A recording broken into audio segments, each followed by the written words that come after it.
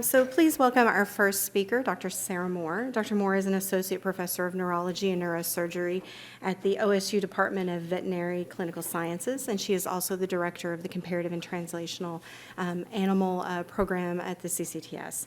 She completed her residency in neurology and neurosurgery at North Carolina State University and completed her postdoctoral research fellowship here at OSU.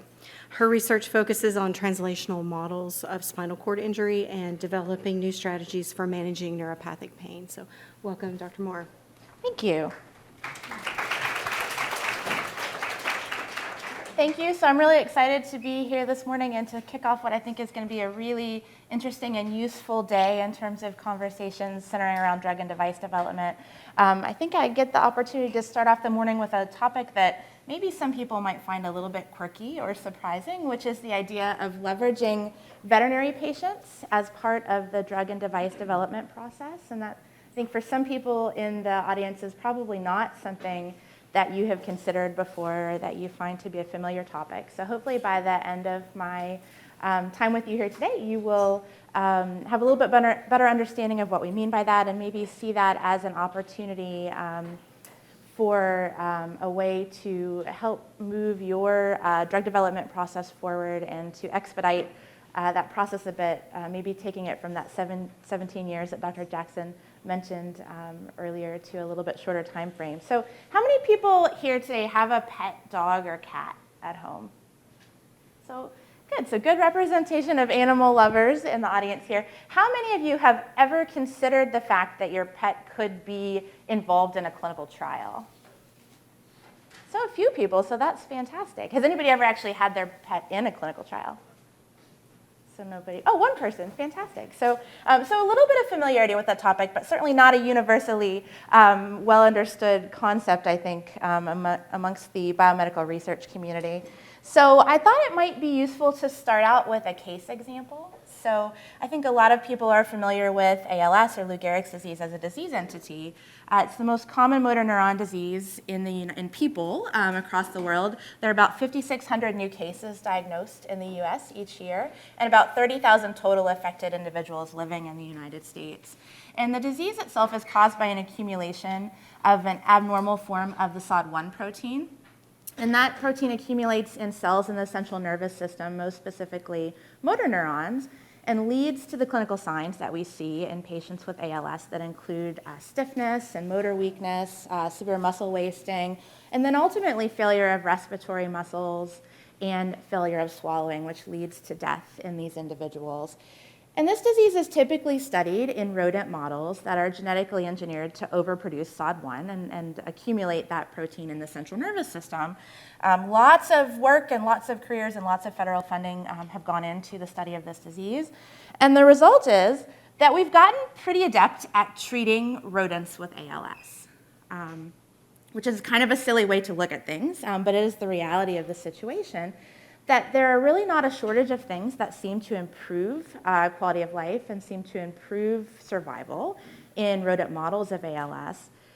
But people with ALS, not so much. And of course, this is the ultimate goal, is to take our discoveries in the laboratory setting and translate those to the clinical setting. And ALS is an example of a disease where we have seen relatively few victories in that department.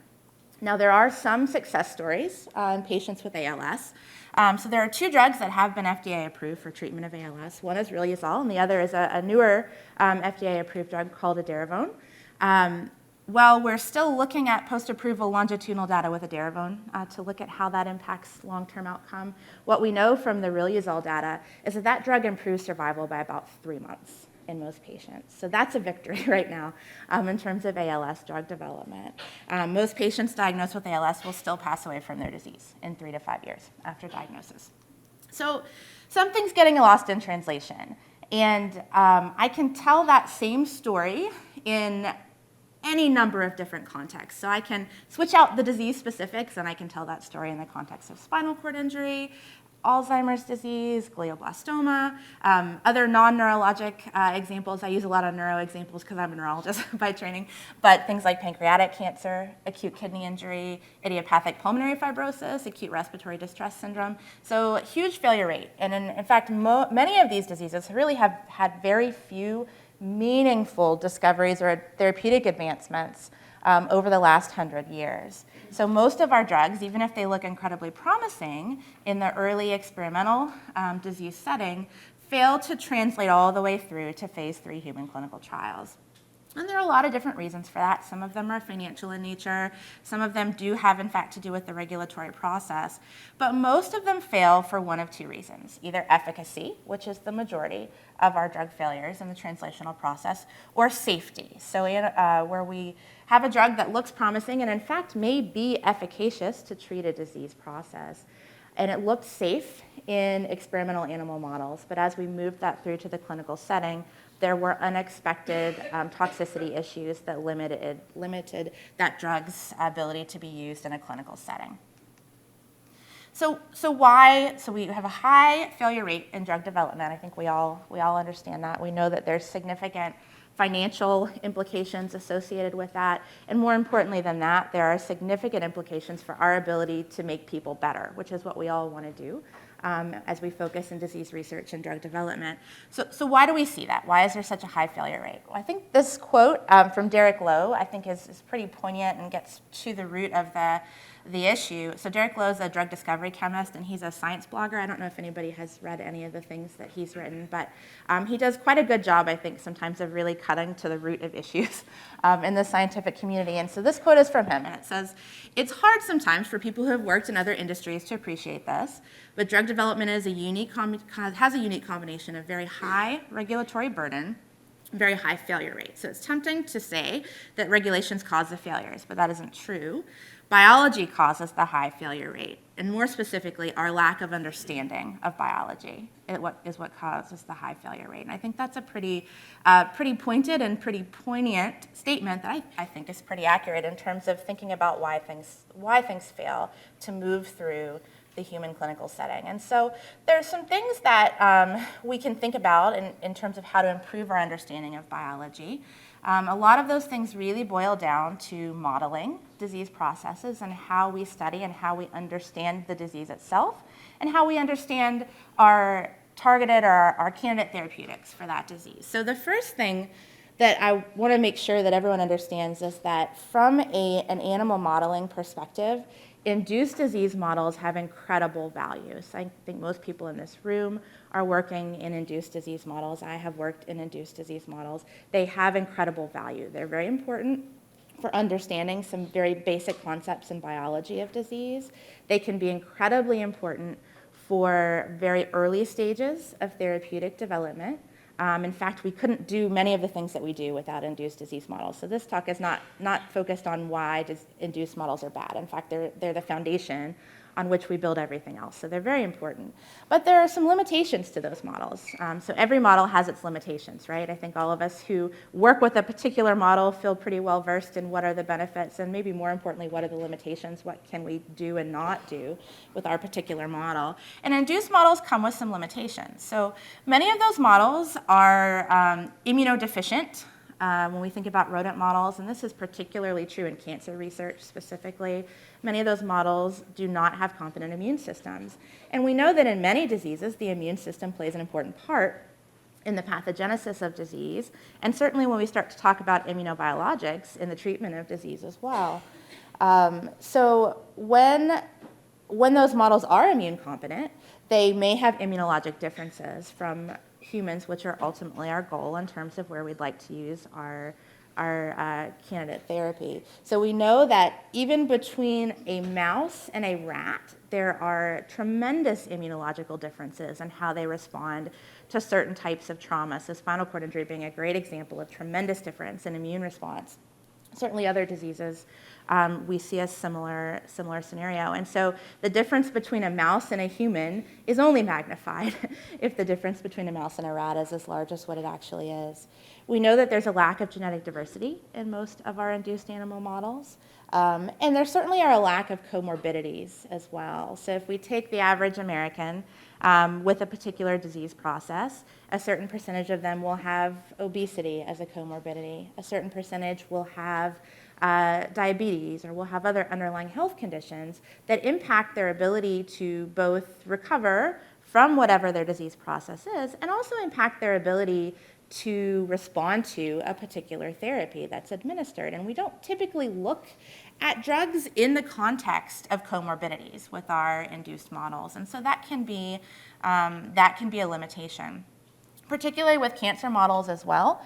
We know that in the natural setting, cancer in people develops over a very long latent period.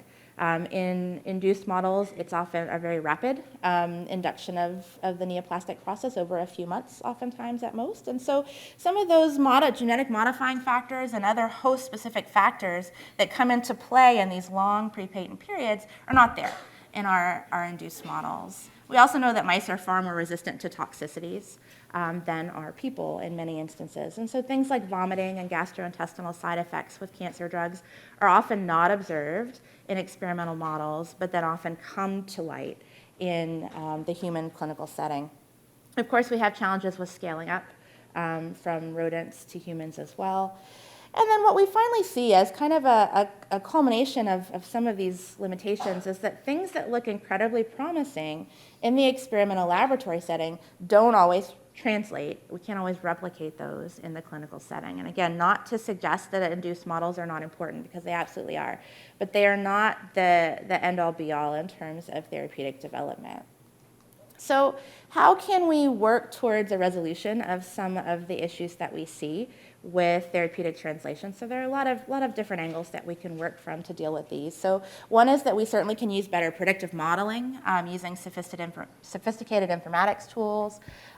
We can really think carefully and make sure that we understand which models can answer which questions, right? So again, there are no such thing as a perfect model for any disease process. So certain models are better at answering certain questions than others. A great example of that is cardiac toxicity in anti-cancer drugs. So this is often studied in mice, but mice have a heart rate of between 300 and 800 beats per minute. It's actually very challenging to do any targeted imaging of the mouse heart. So we can try to do some gated MR imaging of the heart, but the heart rate in and of itself can make it very challenging, very difficult sometimes to document early stage or mild cardiotoxic effects. So there may be some better models to look at those things. So an example might be the move towards looking at mini pigs as a cardiotoxicity model for anti-cancer drugs. Certainly, we can think about ways to integrate data from multiple model systems, and there's some great examples of that we can see across the scientific literature, the neurotrauma literature being a great example of that, where we've seen some really interesting studies in recent years that have integrated multi-species data sets, so taking data sets from rodent models, from non-human primates, and from humans, merging those together and looking at what data elements shake out as relevant across species in the hopes that we can identify more robust targets for therapeutic development, and that can be very effective, and there are some good examples of that. What I'm going to spend a little time talking to you about today is another strategy that I think we can add to our toolbox in terms of modeling, which is the incorporation of spontaneous disease models into the drug and device development pipeline. So when we use the word spontaneous disease model or natural disease model, what we're typically referring to is a disease that occurs spontaneously in animals. And more specifically, what we're typically talking about is companion or pet animals. So your dog, your cat, your horse in some instances. So an animal that is a companion to you, lives at home as your pet. Now there are some notable exceptions to this though. So there are some spontaneous diseases that we see occur relatively commonly in the laboratory setting. An example of that is the sand rat, who spontaneously develops disc degeneration and is actually used by some basic scientists to study the intervertebral disc. But mostly we're talking about pet animals when we talk about this. We're talking about animals that can be studied in a veterinary clinical setting. And so we can use that clinical setting and we can use that spontaneous disease to address some translational inefficiencies in therapeutic development. And one of the first questions that I think always comes up when I start to have this conversation with people is the question of, well, how prevalent really are these types of diseases in dogs and cats? Like, is it really feasible to have a large-scale clinical trial in, for example, ALS in dogs? And the reality is that there's actually no shortage of spontaneous disease models in the veterinary clinical setting. So 68% of the US households own a pet. And there are 85 million households that own a pet in the U.S. There are about 94 million cats and about 90 million dogs in the United States alone. And about $70 billion were spent in 2017 on pet veterinary care. So, and that specifically is related to health care for pets. It's not related to purchasing treats and dog sweaters off Chewy. That's a whole different set of finances. But just to pet veterinary care alone, about $70 million were spent by owners in 2017. Companion animals develop many of the same diseases that are seen in people, so things like diabetes and heart disease, autoimmune disease, arthritis, cancer, an assortment of neurologic diseases as well.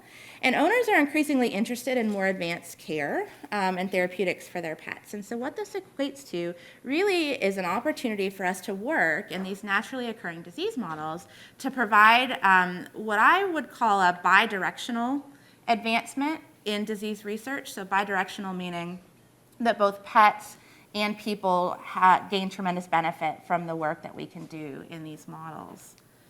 So as we said, there really are no shortage of disease models. So from a neurologic perspective, we have a naturally occurring SOD1 mutation in the dog that is a spontaneous model of ALS. We see quite a host of other neurodegenerative diseases that have a known genetic underpinning in dog models. We see a lot of traumatic spinal cord injury, which is actually one of my research areas of focus. In terms of other body systems, we see quite a large prevalence of cardiovascular disease in pet dogs specifically. So we have a disease called arrhythmogenic right ventricular cardiomyopathy that occurs commonly in boxer dogs that has some striking similarities to human ARVC, and both of those diseases are driven by very specific mutations in cardiac myocytes, so great model for cardiac arrhythmias. We see a spontaneous form of doxorubicin cardiomyopathy, so patients undergoing cancer treatment with doxorubicin will develop cardiomyopathy both on the human side and on the veterinary side. And there's an ongoing cardio-oncology group in the veterinary community that's actually looking at ways to identify early biomarkers of dox-associated cardiotoxicity and look toward validating those for the human oncology population as well. We see spontaneous dilated cardiomyopathy, with Doberman Pinschers being a breed that has an increased prevalence of that disease, and mitral valve endocardiosis, which is very common in an assortment of small breed dogs, with Cavalier King Charles Spaniels probably being the one that we see that most commonly in.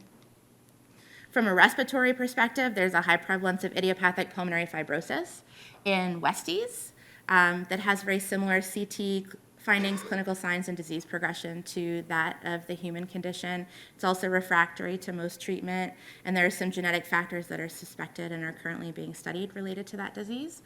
And then feline asthma. So cats are one of the only non-human species that spontaneously develops asthma and can serve as a great asthma model for study of the immunologic and the respiratory aspects of that disease as well. Cancer is another area of focus that you will often hear discussed when we talk about therapeutic development in veterinary patients specifically. And that's because we see a very high incidence of cancer both in dogs and cats. And that incidence really parallels what we see in the human population as well. So dogs, we see about 380 cases per 100,000 dogs in the United States, 264 cases of cancer per 100,000 cats, and about 300 cases per 100,000 people in the United States. So very similar incidence. In the United States alone, we diagnose about 1.5 million malignant canine cancers.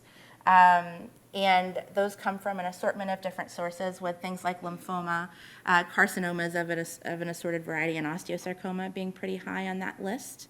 So certainly we see a lot of disease work on the translational spectrum that focuses on those cancers that bridge species between human and dog.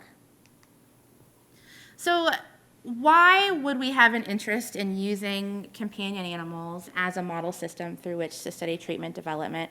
Well, as we've mentioned already, these are diseases that develop spontaneously.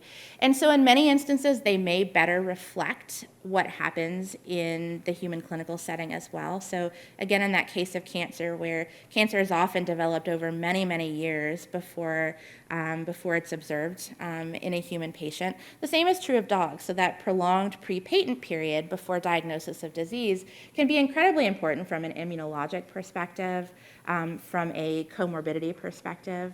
We don't see that in our experimental models the way that we appreciate it in our clinical models. So it can be useful there, as well as other neurologic diseases like ALS, where those things can be of significant relevance when it comes to understanding response to therapeutics as well. We see that the biology in the companion animal spontaneous diseases has a high relevance to the human clinical setting as well, and that this is a disease that is often developing in an immunocompetent, intact animal. It will have a variable disease presentation and progression, which is going to be universally true across the clinical setting, that there's variability in patient presentation and severity of disease. And we see variability in response and resistance to standard therapeutics. And one of the things that I think is always this internal struggle when we think about study design is that as researchers, we have this inherent want to control and regulate and tightly administer certain treatments, and we want to have a very, very tight recovery curve with particular diseases when we think about our experimental models. But that's not what the human clinical setting looks like, right? And in fact, our tight control of certain variables, while it's important in early stages of therapeutic development, it in fact can be a confounder when we start to look about how we translate things to the clinical setting. And so there's more variability in these types of models, which actually can be really important when we think about mirroring what a clinical trial scenario might look like. We certainly have in veterinary medicine a higher incidence, even compared to the human population, of certain disease processes. So certain types of cancers like lymphoma, we actually see more commonly in dogs than we do in people, which makes them a readily available population to quickly and efficiently study certain therapeutics for confirmation of treatment effect, for second species evaluation of toxicities, and things like that. Immune-mediated disease, spinal cord injury as well, other examples of disease processes that actually have a higher prevalence in our veterinary population than we see in the human clinical setting, and may have substantial value in terms of therapeutic development. Another thing that can be of interest to some researchers, particularly those interested in genetics of disease, is the ability to study disease-related genes in a spontaneous population of animals. And the dog is actually a really great model through which to do this. So dogs are sort of this interesting mix of more genetically diverse than our rodent models for the most part, but still relatively confined in terms of genetics, particularly when you get to breed-specific diseases. So I mentioned, as an example, that boxers have a high prevalence of a particular type of cardiomyopathy. So they're fairly genetically restricted within a particular breed of animal. They have a long linkage disequilibrium, which makes it quite easy to tease out genetic differences that actually are directly related to the development of particular diseases. So from a genetic perspective, there's quite an opportunity to identify disease-related genes. There are some great examples of those things being used then to go on and validate the importance of that gene in a human population as well. So from a genetic perspective, there's some opportunities. And then certainly opportunities for investigation, for investigational therapies in terms of establishing pharmacokinetics and pharmacodynamic relationships, particularly in a disease model. So I think we all have some understanding that drugs behave oftentimes differently in a healthy individual than they do in an individual with disease. And so the opportunity to really carefully look at that PK/PD in an animal with the disease process of interest can be incredibly valuable and can give us some important information that can help us optimize our dosing regime, optimize our therapy delivery prior to moving to the human clinical setting. The other thing that can make the use of veterinary disease models somewhat easy is the fact that it really takes a species-in-kind approach. So anybody who has done drug development, FDA targeted therapeutic development knows that we typically will use purposebred dogs as part of the preclinical toxicity study for a particular treatment.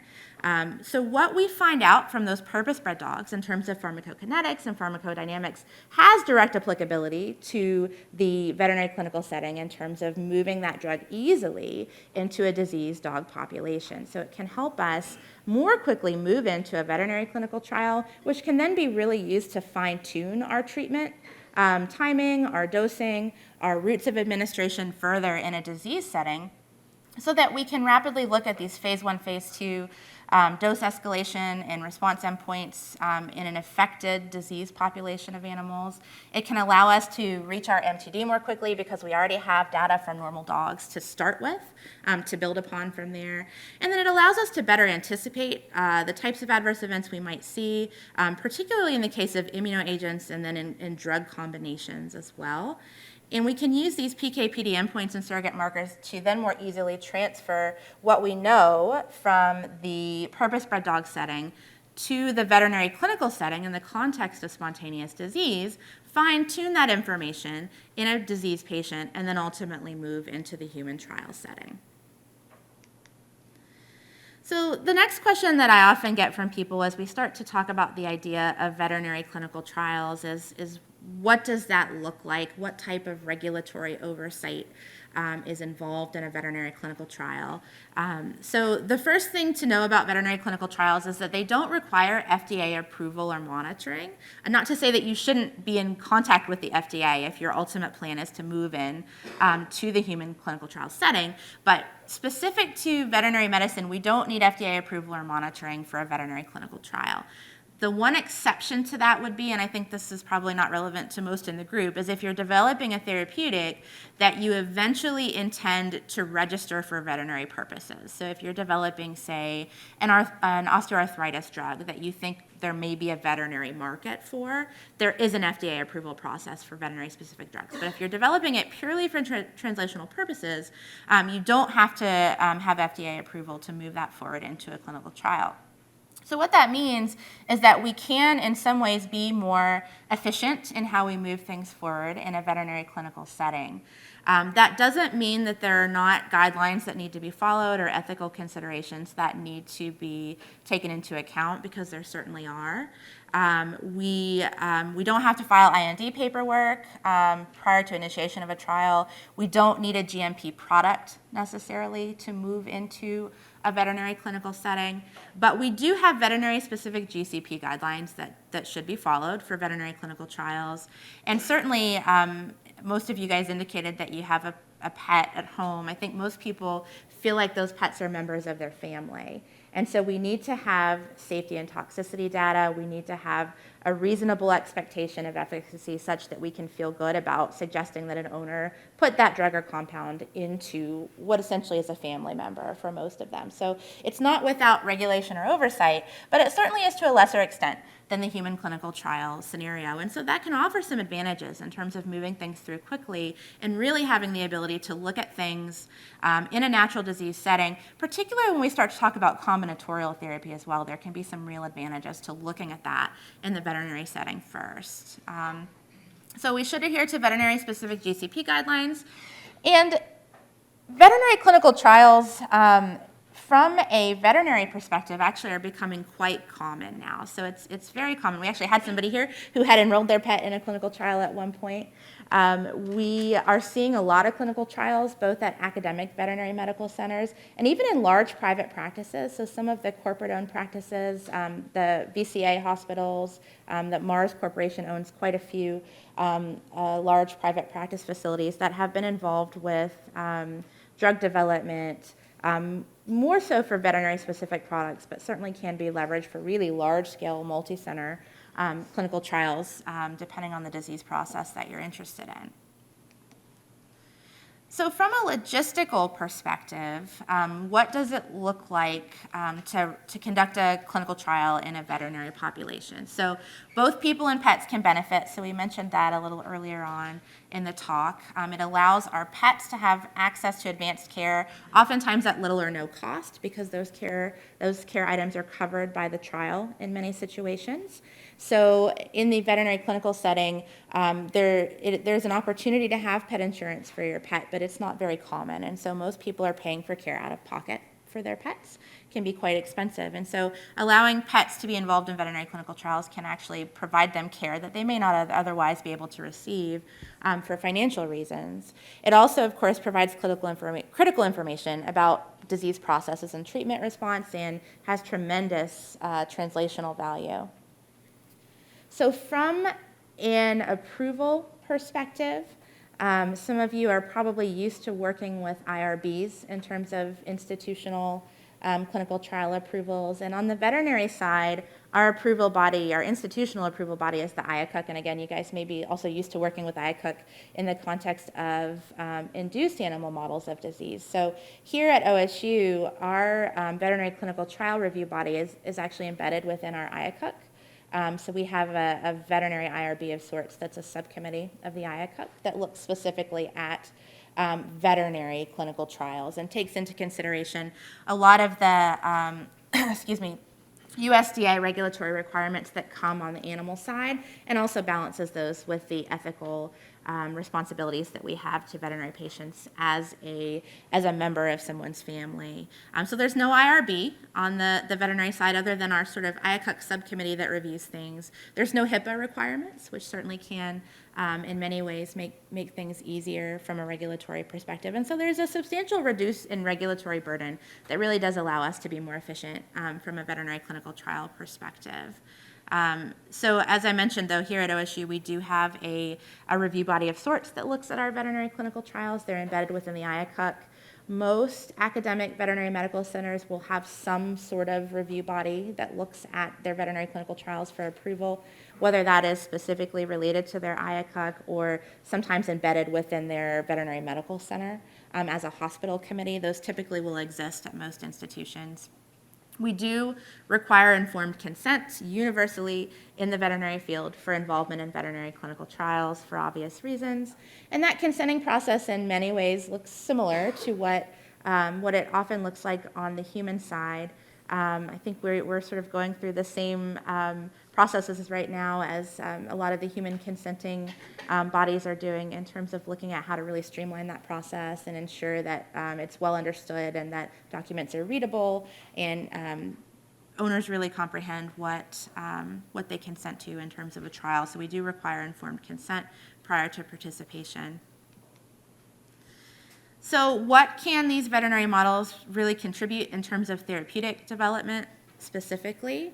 So these can be great models for identifying expected and maybe more importantly, unexpected adverse events, especially in the context of comorbidities, so how those may influence a patient's response to therapy and how it may influence their likelihood of developing adverse events.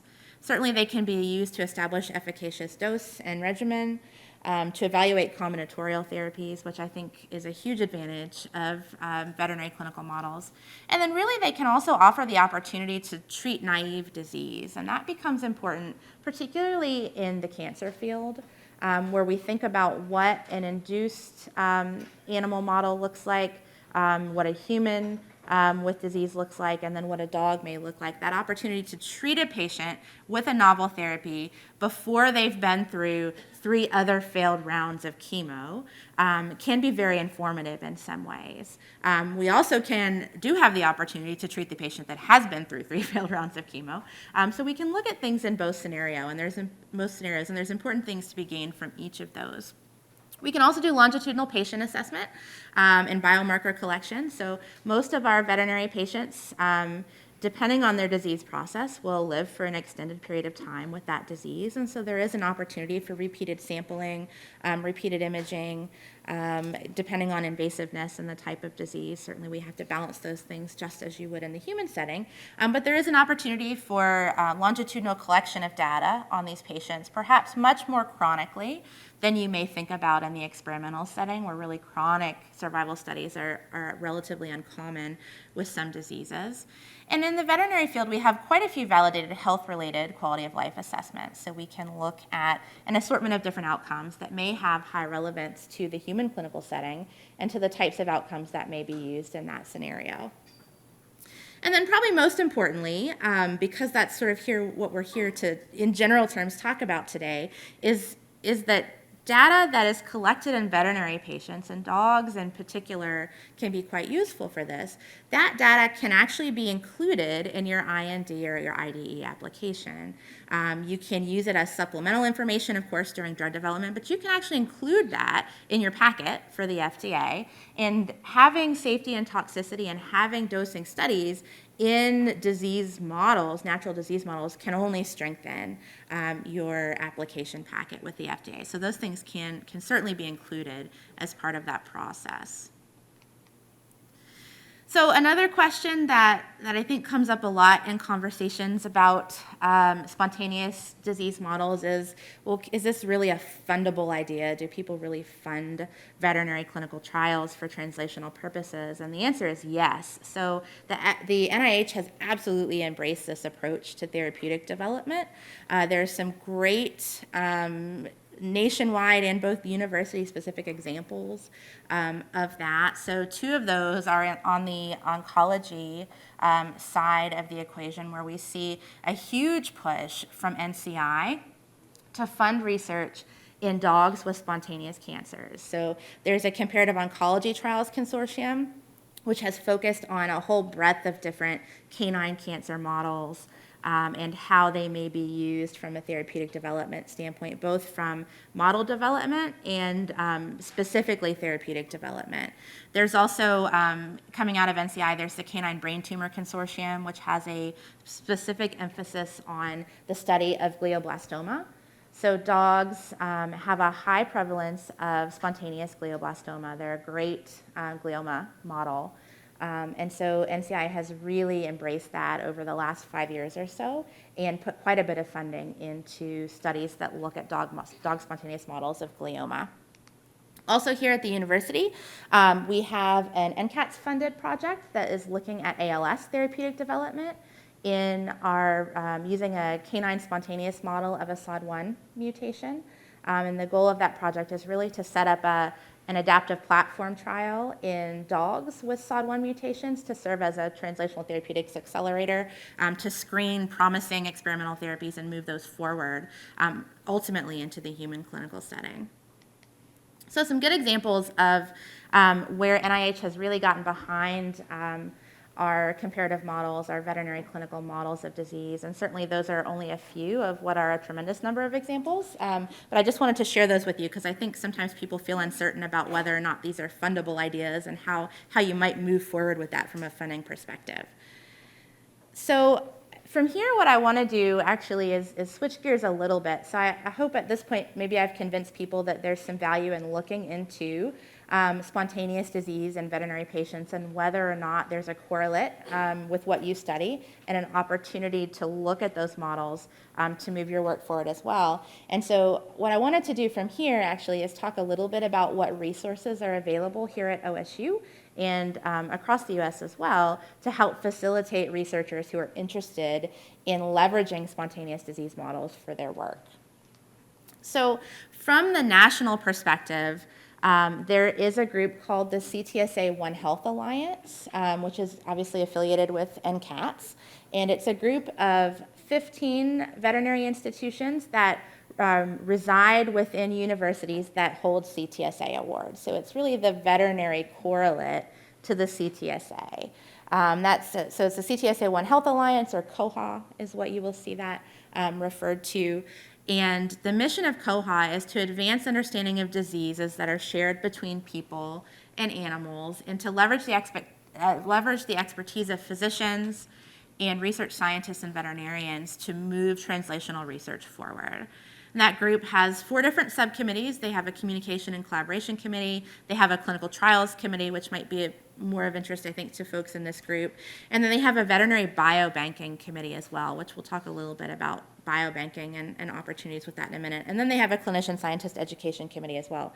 And quite a few ongoing projects are related to that group that may be of interest to some.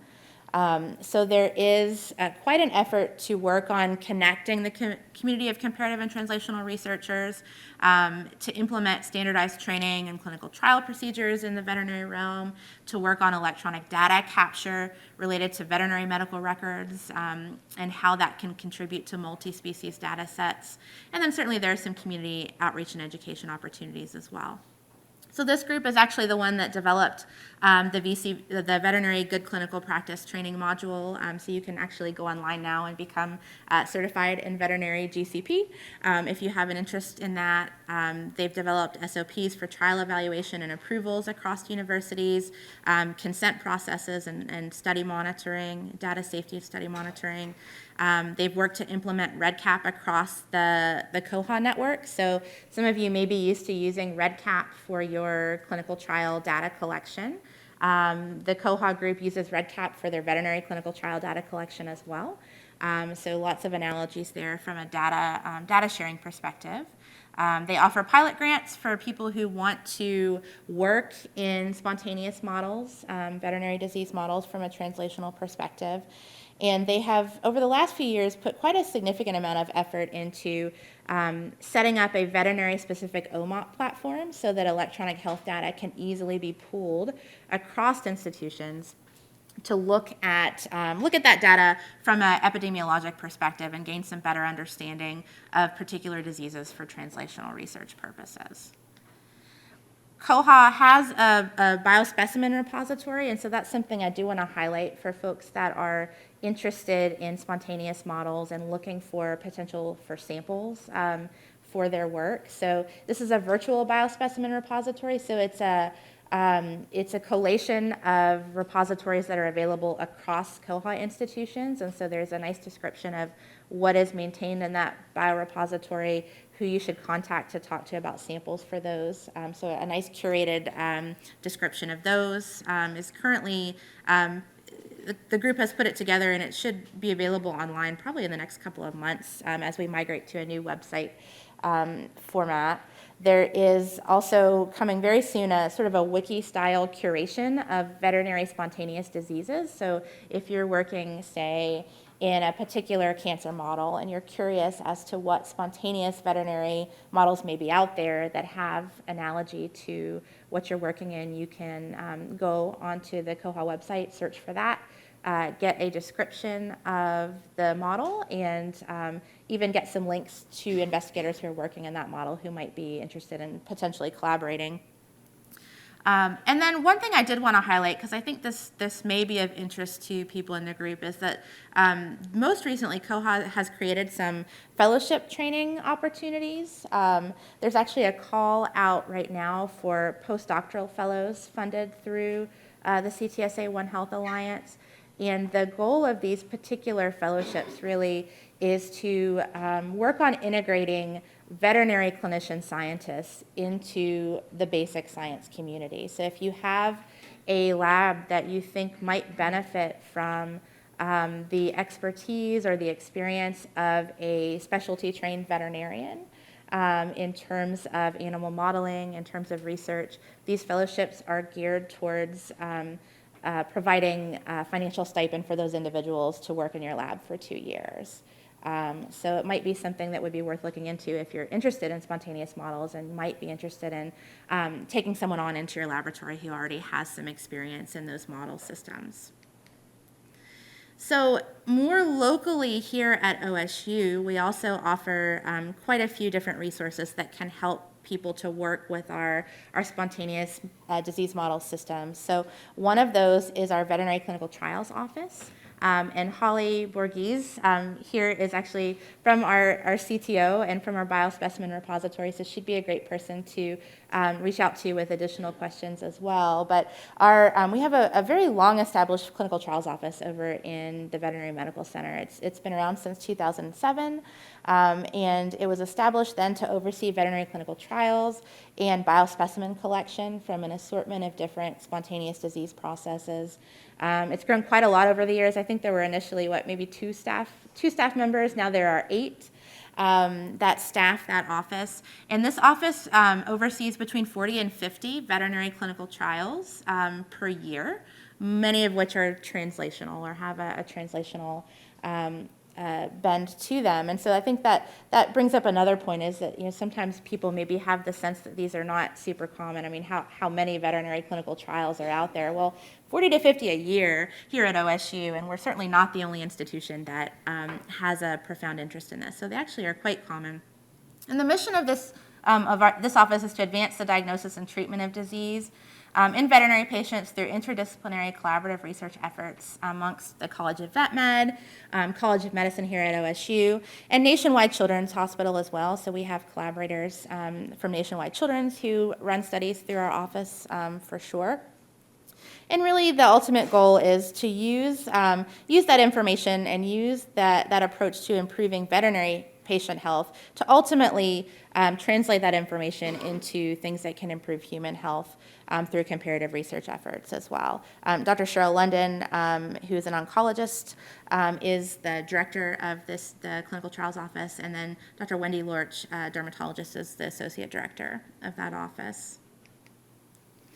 And so the Clinical Trials Office provides, this is a very short list of what actually is a quite extensive set of resources that they provide. So they can assist you with protocol development. So if you have a study that you're interested in moving into the veterinary clinical trial scenario, they can help you to set up a protocol for something that's both feasible and efficient in a veterinary clinical setting. They can help you to interface with industry sponsors and think about how to best design your study to get optimal information that will be important both for you as the investigator as well as your industry collaborator. Probably one of the more important things that they can help you to do is make sure that you're compliant with appropriate approvals, both at the IACUC level, which is most relevant for veterinary studies, but also occasionally for the IRB if you are collecting any information that's specific to the owner in a particular study. They can help you formulate and review study budgets, conduct studies according to GCP guidelines. One of the most helpful things I think that they often do is to recruit patients, assist with patient recruitment from a marketing perspective. So they do a phenomenal job of really marketing the veterinary trials, getting the word out so that we have patients who come in ready to enroll. They oversee and assist the clinical trial performance itself, work with the investigator to obtain client consent, provide study financial oversight and management, and help with collection, processing, and storage of study samples. So this is just as an example of some of the marketing work that the Clinical Trials Office does. This was a marketing campaign that you guys, if you follow OSU College of Vet Med, you'll see these come up from time to time. This is their Pet Heroes marketing campaign. So each of these animals are a clinical trial patient or have been a clinical trial patient here at OSU.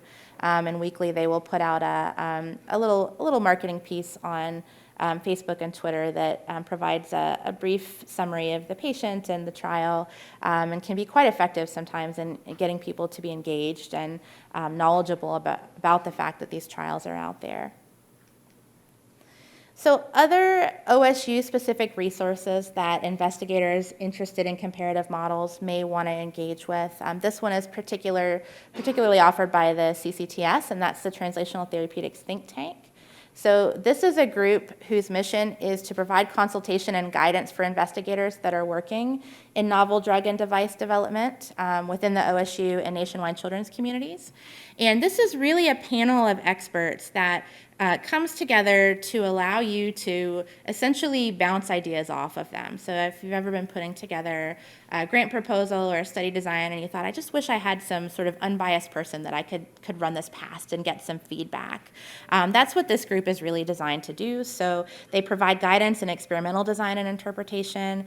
They can help investigators to try to preemptively identify barriers to project success and try to deal with those from a study design perspective.